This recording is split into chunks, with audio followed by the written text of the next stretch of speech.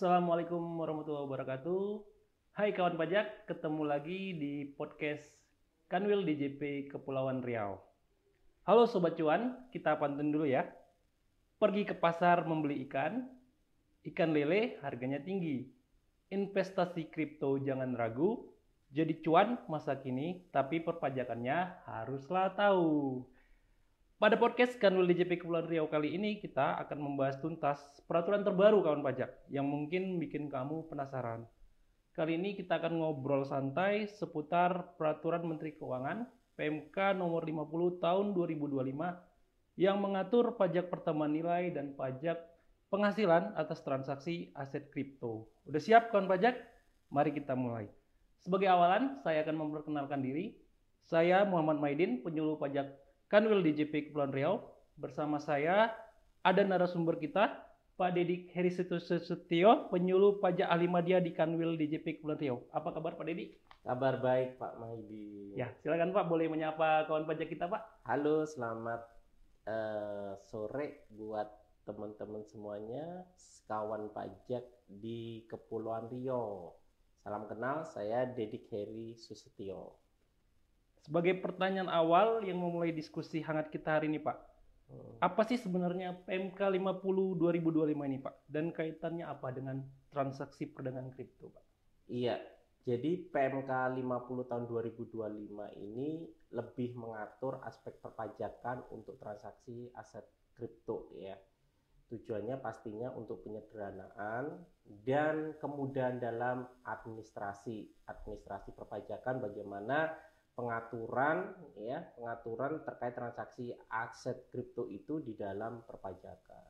Berarti kalau bisa saya tangkap nih Pak ya, kalau transaksi aset kripto ini berarti meliputi seluruhnya Pak ya. Di dalamnya ada pedagang, betul. Kemudian bisa ada pembeli, penjual, ada pasarnya sendiri dan aset kriptonya betul sendiri. Banget. Seperti itu. Jadi banyak yang terlibat di dalamnya. Banyak terlibat ya Pak ya. Kalau peraturan ini sendiri Pak, kapan mulai berlakunya Pak? Ya, mulai berlaku nanti tanggal 1 Agustus 2025. Sebenarnya sudah lewat ya. Sudah lewat Pak ya? Lewat. Sekarang udah 29 Agustus Pak ya, saat ya, kita take ini 29 Agustus ya Pak. Jadi sudah lewat. Jadi 1 Agustus sudah berlaku Pak ya? Berlaku ya, PMK ini. KMK ini ya, kawan pajak 1 Agustus sudah berlaku ya, kawan pajak catat baik-baik tanggalnya. Nah, kalau sebelumnya ya Pak, sebenarnya kan sudah ada peraturan pemerintah yang mengatur tentang aset kripto ini Pak ya. Yep. Apa yang membedakan Pak pada PMK kali ini? Apa yang membedakan? Apakah ada perbedaan dari definisi aset kripto itu sendiri? Ya sebenarnya secara pengaturannya, karena kita mengikuti ya perkembangan dinamisasi dari transaksi ini, terutama pengelompokan atau pengklasifikasian dari aset kripto tersendiri ya. Yang dulu sebelum kebijakan ini kan dia masuk ke komoditas ya, komoditas, jadi dianggap sebagai barang kena pajak kalau dari segi pengaturan di pajak pertambahan nilai. Tapi untuk yang sekarang ya, dia menjadi aset keuangan digital yang pengawasannya oleh OJK, bukan oleh lembaga pada bidang perdagangan terkait dengan komoditas. Ada hal yang menarik ya, kalau bicara masalah apa itu aset kripto itu ya. Secara harfiahnya aset kripto itu sebagai representasi digital dari nilai yang disimpan atau ditransfer, Pak Maidin. Jadi ada nilai itu ya di dalam representasi digital tadi, ada nilai yang disimpan atau ditransfer menggunakan teknologi, ya kan? Menggunakan teknologi. Dan teknologinya itu berupa apa? Blockchain. Gitu. Sekali lagi, karena ini berupa aset keuangan digital, jadi pengawasannya bukan dari bank sentral, tetapi oleh OJK. Tetapi proses aset kripto ini bisa diterbitkan oleh pihak swasta. Tidak hanya diterbitkan, tapi bisa diperdagangkan, disimpan, dialihkan, dipindah-tangankan ya secara elektronik. Oh, berarti ini sistemnya secara elektronik Pak ya? Betul. Ada perbedaan mendasar tadi yang awalnya komoditas, kemudian menjadi aset digital gitu Pak ya, digital aset ya. Tentunya ini memicu pertanyaan berlanjutnya nih Pak dari kawan pajak. Apakah setelah perubahan dari komoditas menjadi aset digital itu kewajiban PPN-nya gimana Pak? Apakah kripto ini nanti kena PPN atau tidak gitu Pak? Iya, ini menarik ya pertanyaan ini. Pasti dengan perubahan tadi, secara ketentuan pasti akan bergeser. Yang tadinya dianggap sebagai komoditas berubah menjadi aset keuangan digital. Di mana aset keuangan digital ini dipersamakan seperti surat berharga. Sehingga secara ketentuan pajak pertambahan nilai itu tidak dikenai PPN atas transaksi perdagangan aset kriptonya. Asetnya ya Pak ya, Iya. perdagangan asetnya itu tidak dikenai PPN. Karena tidak termasuk dalam kelompok barang kena pajak. Gitu. Kalau begitu dagangnya kriptonya tidak kena gitu Pak ya. Tapi kalau terkait jasa-jasanya bagaimana? Nah, ini menarik lagi nih. Kalau jasa terkait dengan transaksi aset kriptonya dikenakan. Ada 2 jenis jasa ya yang terlibat di dalam proses transaksi aset kripto tersebut. Yang pertama adalah jasa terkait penyediaan sarana elektroniknya ya. Jadi biasanya ini dilakukan oleh PPMSE, penyelenggara perdagangan melalui sarana elektronik. Yang kedua yaitu jasa berupa verifikasi atas transaksi dari kripto tersebut. Biasanya dilakukan oleh si penambang ya, penambang dalam hal ini miner biasanya disebutnya seperti itu. Berarti ada 2 pihak yang terlibat nih Pak ya terkait jasa ya. Iya betul. Yang satunya tadi penyedianya, kemudian penambangnya seperti itu Pak ya. Kalau berarti kan kalau misalnya ada 2 ini Pak, ada penyedia, ada penambang, tentunya kan perlakuan PPN-nya juga berbeda ya Pak ya. Pastinya. Bagaimana kalau untuk penambangnya Pak? Atau kita mulai dari penyedianya dulu Pak? Penyedia. Ya, penyedia dulu. Bagaimana peraturan PPN-nya Pak? Iya. Kalau prinsip PPN itu kan sederhananya gini ya Pak Maidin.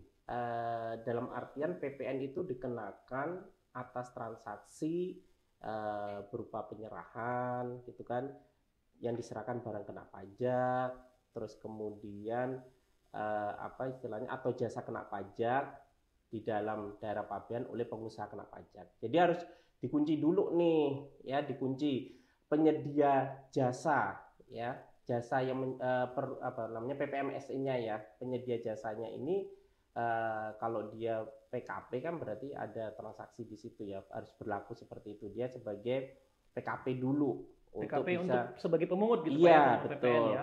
Pemungut PPN-nya. Terus kemudian penghitungannya gimana gitu kan. Nah, kalau penghitungan PPN terutangnya menggunakan nilai lain. Ya, gimana itu maksudnya?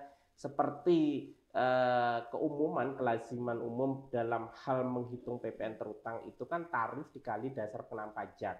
Dasar pengenaan pajak yang digunakan untuk penghitungan PPN terutang atas transaksi ini adalah nilai lain. Oke. Jadi kalau tarifnya 12% dikali dengan nilai lain. Nilai lainnya berapa? 11/12 ya kan?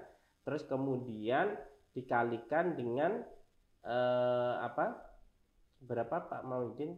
11/12 dikalikan dengan jasa gitu Pak ya, atau imbalan yang diterima ya, komisi yang dari diterima. itu jadi hitungannya ya istilahnya ya kembali ke seperti normal ya sebenarnya ya. Berarti kan biar jangan kawan pajak kita salah paham Pak ya, jadi jangan menganggap bahwa aset kriptonya yang dikenai, tadi kan kita sudah bahas di awal bukan ya Pak ya, ini jasa. Nah dan ini pun untuk si penyelenggara ya Pak ya, PMSE, dan itu pun cara mengalihkannya pakai nilai lain, kemudian kita ambil dari fee-nya dia ya Pak ya, si penyelenggara ya. Oke, baik. Sudah semakin menarik nih kawan pajak ya, sudah tergambar nih tadi mulai dari aset kriptonya sendiri itu tidak kena Pak ya, tapi ada yang kena PPN nih. Ternyata jasa-jasanya kena nih. Tapi siapa yang kena dulu? Ada penyelenggaranya, kemudian ada penambangnya Pak. Ya, tadi penyelenggaranya sudah kita jelaskan ya kawan pajak. Mungkin Pak bisa dilanjut Pak ke bagaimana si penambangnya. Nah, kalau penambangnya, ya penambangnya ini penghitungan PPN-nya yang akan dipungut itu menggunakan besaran tertentu, ya. Penghitungan PPN terutang untuk besaran tertentu itu kan tarif dikali formula tertentu. Tarif tetap 12%, ya kan? Terus kemudian formula tertentunya 11/12 dikali 20%, dikali dengan nilai transaksinya itu. Ya, nilai transaksinya dari apa ya? Penggantian. Gitu. Penggantian Pak ya? Iya, betul. Berarti kalau misalnya dia mendapatkan block reward Pak Heeh. sebagai penggantian itu termasuk dihitung Pak, termasuk ya? ya nanti Termasuk, dikonversi gitu kan, itu termasuk dalam penghitungan itu. untuk si penambang ya. Jadi Iya. dia dapat berapa dari penggantian yang dia terima, termasuk apabila dia nerima penggantiannya itu block reward nanti dikali dengan besaran tertentu Pak ya. Iya. 20% kali 11/12 kali tarif PPN 12% ya. Betul. Baik Pak, semakin menarik nih kawan pajak. Nah, pasti kalau setelah PPN Pak, pertanyaan berikutnya nih pasti akan nanya PPh-nya gimana Pak? Terus yang kena pajak penghasilan ini si penjual atau si pembeli? Iya. Seperti itu, Pak. Ya sebenarnya kalau bicara aspek PPh ini kan dari konsep utamanya adalah tambahan kemampuan ekonomis ya. Bahasa penghasilan Pak ya, penghasilan ya. itu.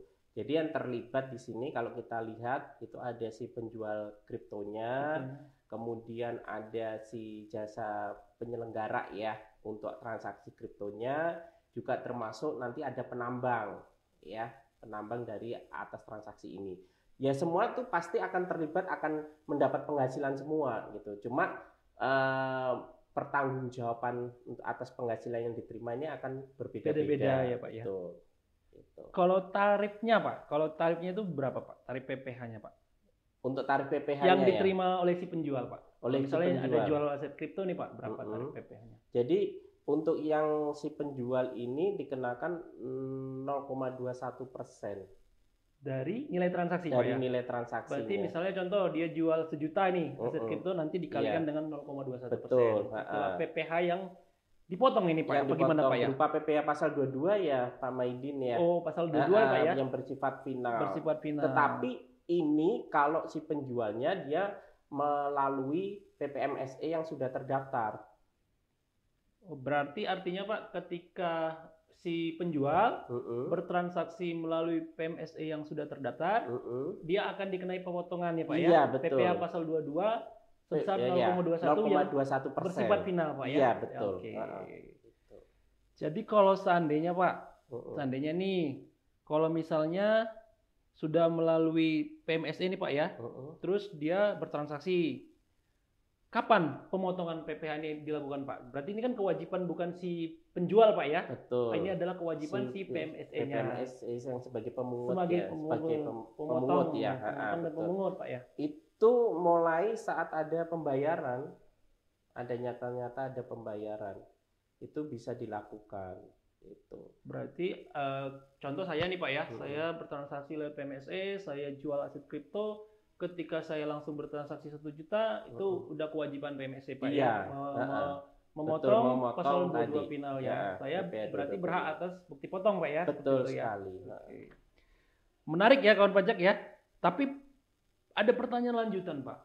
Kalau seandainya ini ada tidak yang penyelenggara ini yang tidak wajib Pak, atau artinya ada pengecualian nggak? Atau seluruh PMSE yang menyelenggarakan perdagangan kripto dia wajib Pak, wajib melakukan pemotongan pasal 22 gitu, atau ada pengecualian atau tetap ada ya. Itu PMSE-nya sendiri Pak. Di sini ada beberapa hal Pak Maidin, bahwasanya untuk proses yang tadi disampaikan di awal untuk PPh pasal 22-nya kan bersifat final ya, dipungut oleh si PPMSE.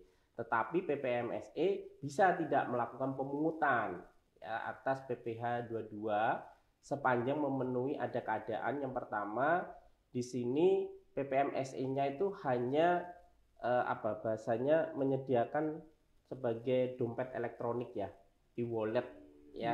Kalau e-wallet kan dia bisa nyimpan, bisa withdraw, ngambil, tapi tidak melakukan perdagangan. Berarti tapi hanya simpan aja gitu Pak ya, ambil aja, tidak transaksi Pak ya. Enggak. Tidak transaksi. Terus yang kedua, kalau PPMSE ini hanya menyelenggarakan terkait dengan pertukaran swap aja, ya, swap antar kripto itu sendiri. Itu yang mengecualikan atas transaksi tidak dilakukan pemungutan atas PPh 22 itu. Berarti kalau PMSE-nya, siapa tahu nih Pak ya, ada kawan pajak kita yang berperan sebagai PMSE, tapi dia hanya menyediakan e-wallet tadi Pak ya, hanya untuk simpan, terus ambil, dia tidak ada kewajiban. Tidak ada kewajiban melakukan pemungutan PPh 22. Selama tidak ada transaksi gitu Pak ya? Iya, betul. Oke, baik kawan pajak. Kalau misalnya Pak, ada kawan pajak ini transaksi di platform yang nggak motong Pak, tidak dilakukan pemotongan oleh si platformnya ini, bagaimana Pak? Nah itu berarti kembali ke diri dari si penjual aset kripto itu, dia harus bertanggung jawab sendiri untuk melakukan penyetoran atas PPh pasal 22 yang terutang itu. Tarifnya sama Pak, tetap 0,21% ya, dan bersifat final Pak ya. Iya Dia store betul. sendiri ya. Kalau ini menarik ya sebenarnya masalah tarif itu ya. Nanti kalau misalkan si siapa Penjual Pak. penjual Ya, penjual itu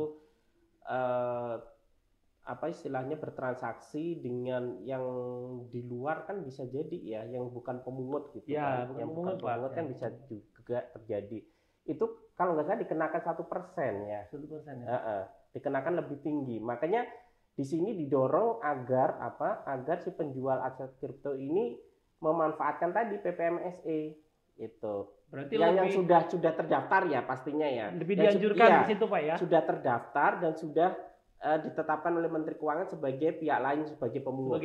Iya, itu lebih rendah pemotongannya, pemungutannya lebih rendah. Lebih rendah ya Pak. 0,21%. Tapi kalau bukan di luar itu, transaksi di luar itu, maka dikenakan 1%. Lebih iya, tinggi. Betul. Nah ini menarik kawan pajak, ini bisa jadi ini kawan pajak Pak ya sebagai solusi untuk lebih memilih yang PMSE yang sudah ditunjuk oleh pemerintah untuk melakukan transaksi. Kalau misalnya contoh lagi Pak, kalau yang bertransaksi ini ternyata adalah wajib pajak luar negeri, kena PPh jika tidak dia Pak. Nah kalau nanti yang transaksinya ini wajib pajak luar negeri, ya kita kembali lagi ke konsep apa ya, perpajakan internasional ya. Di sana kan ada berlaku P3B juga ya kan, P3B. Terus kemudian juga kalau misalkan tidak dilakukan apa istilahnya atas pemotongan pajaknya atas penghasilan tadi, kalau dia memang luar negeri ya menunjukkan SKD, surat keterangan domisili, itu bahwasanya dia memang subjek pajak luar negeri. Itu bisa dikecualikan berarti dia Pak ya? Bisa dikecualikan. Itu tergantung berarti persetujuan penghindaran pajak bergandanya P3B-nya Pak ya? P3B-nya sama tadi harus kan ada SKD-nya. Buktinya dengan SKD, berarti dia bisa tidak dikenai pemotongan pasal 22 yang final tadi. Kalau misalnya ternyata dia pakai, ini wajib pajak dalam negeri Pak, dia pakai PMSE dari luar negeri Pak. Nah, ini penyelenggaranya luar negeri nih, apakah bisa ditunjuk Pak sebagai pemungut juga si yang dari luar negeri ini Pak? Bisa ditunjuk, bisa mendaftarkan sepanjang memenuhi kriteria yang ditetapkan oleh menteri ya. Apa itu kriterianya? Yaitu nilainya, nilai transaksinya, kemudian yang kedua terkait dengan traffic ya, yang mengakses penggunaan dari PMSE itu berapa banyak. Itu ada aturannya Pak Maidin yang ditetapkan oleh Menteri Keuangan. Berarti walaupun di luar negeri Pak ya, kalau misalnya dia banyak kita istilahkan klien lah gitu ya, klien yang transaksi dari Indonesia memenuhi kriteria, dia bisa ditunjuk Pak ya. Bisa. Sebagai pemungut 22 tadi, pasal PPh 22 atas transaksi aset kriptonya. Iya, nah, kalau misalnya Pak dia belum ditunjuk nih, belum memenuhi kriteria, wajib store sendiri lagi. Tetap balik seperti tadi Pak ya, di dalam negeri ya. Seperti di awal tadi. Skemanya seperti di awal. Berarti yang di dalam negeri ataupun di luar negeri, ketika misalnya dia bertransaksi bukan dengan PMSE yang pemungut ditunjuk oleh menteri, dia harus setor sendiri Pak ya. Karena kan dia ada penghasilan kan. Ada penghasilan Pak ya. Berarti kawan pajak jangan lupa nih kalau seandainya nanti bertransaksinya di platform digital yang belum ditunjuk Pak ya, PMSE yang belum ditunjuk sebagai pemungut ya. Betul. Ya, harus kawan pajak berarti jangan lupa untuk melakukan penyetoran sendiri, PPh finalnya, pasal 22 finalnya. Nah, ini kalau misalnya kita lanjut ini Pak. Kalau misalnya dia sudah ini Pak, penyelenggara nih, si penyelenggaranya. Pajak penghasilan atas penyelenggara ini seperti apa Pak? Iya, nanti buat penyelenggara ketika dapat penghasilannya atas jasa yang diberikan gitu kan kepada proses transaksi tadi, tetap pertanggungjawabannya dia laporkan di dalam SPT tahunan badannya atau SPT. Kalau mungkin nggak sih orang pribadi yang penyelenggara? Kayaknya badan Pak ya, badan. Jadi dilaporkan di SPT tahunan badan ya, nanti penghitungannya dengan skema normal yang berlaku. Kalau dikenakan tarif ya tarif yang normal gitu. Berarti kalau misalnya dia si penyelenggara nih Pak ya, kan penghasilannya tadi kita udah sampaikan di awal, sebagian besar itu berarti dari imbalan ya Pak ya, Betul. imbalan untuk penyelenggaraan transaksi itu ya. Itu Ya. dilaporkan ya, Dilaporkan sendiri, di ya. SPT tahunan nanti Pak ya. Ya. Oke, baik. Kalau si penambang Pak, ada Sama, lagi nih, tentunya ya, tentunya sama Pak Maidin. Jadi ketika si penambang tadi menerima penghasilan berupa fee dan sebagainya atas transaksi aset kripto ini, maka si penambang punya tanggung jawab untuk mempertanggungjawabkan terkait dengan penghasilan yang diterima tadi di dalam laporan SPT tahunannya. Tetap ya kawan pajak ya, berarti penambang si PMSE-nya sendiri selama ada penghasilan dari transaksi nanti di akhir tahun lapor SPT tahunan Pak ya, jangan lupa ya di tahun berikutnya ya dilaporkan di SPT tahunan badannya. Kalau untuk si penambang juga kalau misalnya OP Pak ya, lapor di SPT tahunan OP seperti itu. Nah, terkadang Pak, penambang ini kan dia dapat penghasilan itu bukan uang misalnya Pak ya, berupanya aset kripto. Itu gimana cara menentukan nilainya Pak? Nilainya ya. Ya, nilainya. Jadi pastinya kan nanti dikonversi dulu ya Pak Maidin. Dan nanti konversinya sesuai dengan nilai bursa berapa sih atas aset kripto itu, atau nilai yang tersedia di dalam sistemnya mereka. Itu.